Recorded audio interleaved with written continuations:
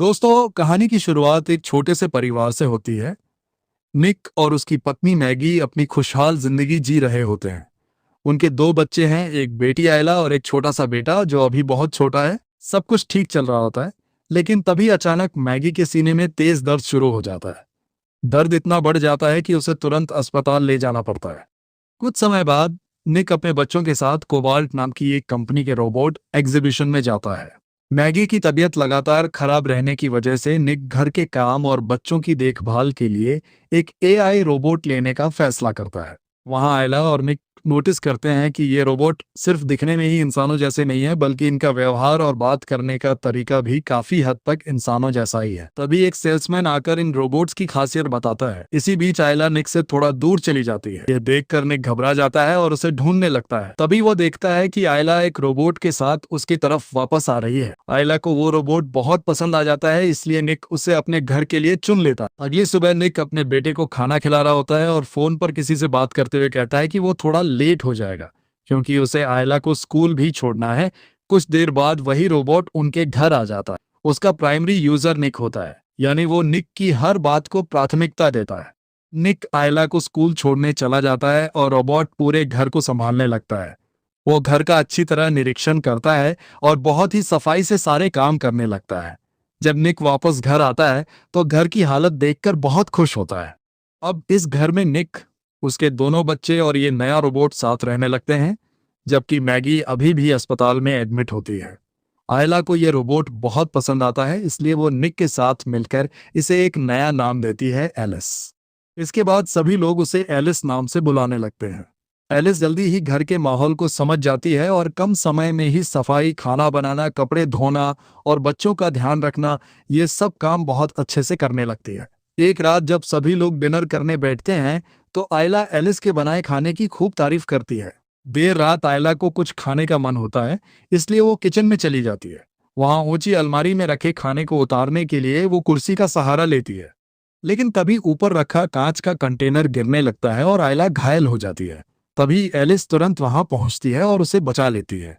शोर सुनकर निक भी तुरंत वहां आ जाता है और देखता है कि आयला की जांघ में कांच का टुकड़ा फंस गया। वह उसे तुरंत कमरे में ले जाकर इलाज करता। कुछ समय बाद जब निक एलिस का हाल देखने जाता है तो उसके कपड़ों को देखकर थोड़ा असहज हो जाता है और पूछता है कि क्या उसे कपड़ों की जरूरत है। एलिस मना कर देती है, लेकिन उसकी हालत देखकर निक थोड़ा हैरान रह जाता है और मैगी के कुछ कपड़े एलिस को दे देता है। अगली सुबह निक बच्चों को लेकर मैगी से मिलने अस्पताल जाता है। मैगी एलिस को देखकर बहुत खुश होती है। दरअसल मैगी को दिल की गंभीर बीमारी होती है, जिसकी वजह से उसका हार्ट ट्रांसप्लांट होना जरूरी है, लेकिन डोनर न मिलने के कारण उसे अस्पताल में ही रहना पड़ रहा होता है। इसके बाद निक अपने काम पर चला जाता है, जहां हमें पता चलता है कि वह अपनी कंपनी में एक बड़ी पोस्ट पर काम करता है। वहां उसकी मुलाकात उसके सीनियर लोइस से होती है।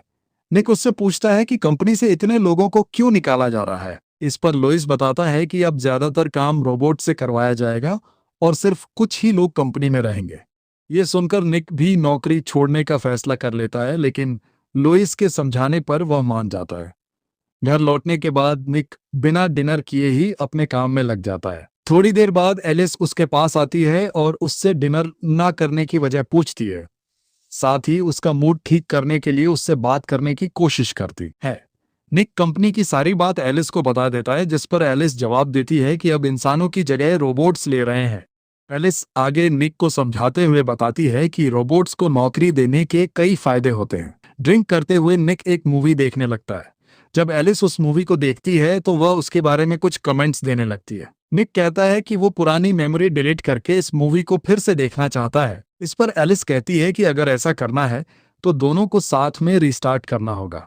इसके बाद दोनों साथ बैठकर मूवी देखने लगते हैं।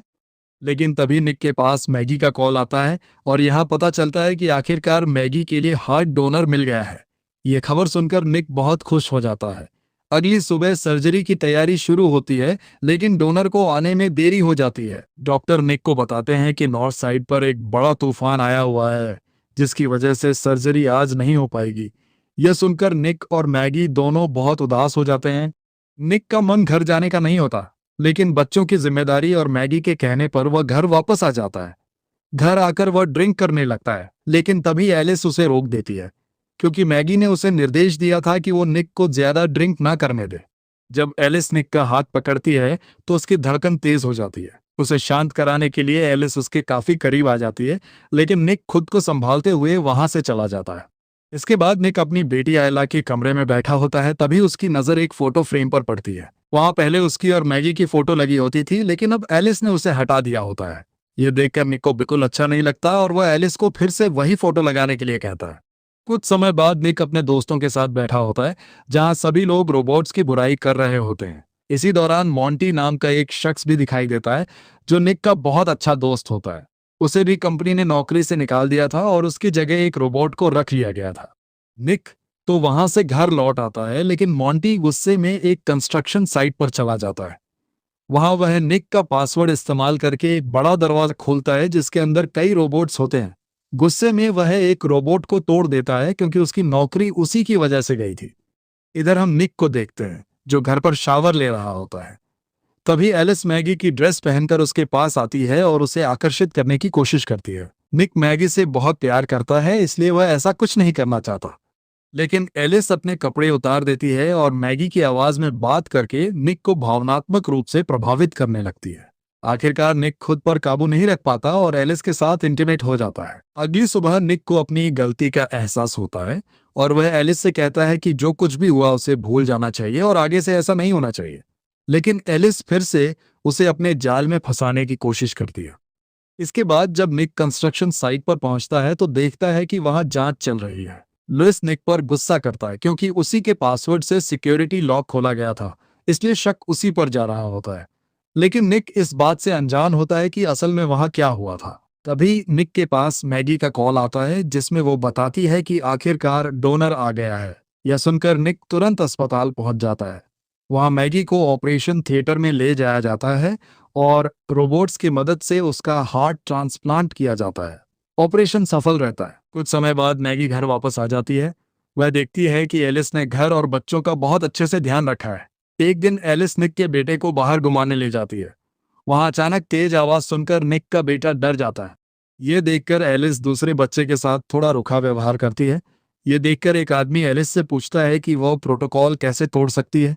इस पर एलिस बताती है कि उसके प्राइमरी यूजर यानी निक ने उसे रीसेट कर दिया है और उसके सारे प्रोटोकॉल डिलीट हो चुके हैं।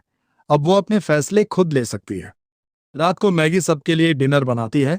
खाना चखने के बाद आयला और निक दोनों उसकी बहुत तारीफ करते हैं और एलिस यह सब देख रही होती है। एलिस रेसिपी जानने की कोशिश करती है, लेकिन मैगी इसे एक फैमिली सीक्रेट बताकर टाल देती है। रात में जब मैगी सो रही होती है तो उसे आयला की आवाज सुनाई देती है, जैसे वो परेशान हो। मैगी जल्दी से नीचे जाने लगती है, लेकिन तभी उसका पैर फिसल जाता है और वह सीढ़ियों से गिर जाती है। मैगी को ऊपर कमरे तक पहुंचाया जाता है, लेकिन असल में उसे गिराने के पीछे किसी और का नहीं, बल्कि एलिस का ही हाथ होता है।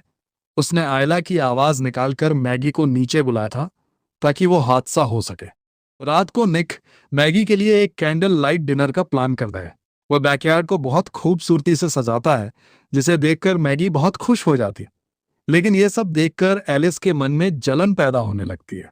जब निक और मैगी एक दूसरे के करीब आते हैं, तभी एलिस वहां आकर उन्हें डिस्टर्ब कर देती है। वह बहाना बनाती है कि आयला ने कोई बुरा सपना देखा है और उन्हें बुला रही है।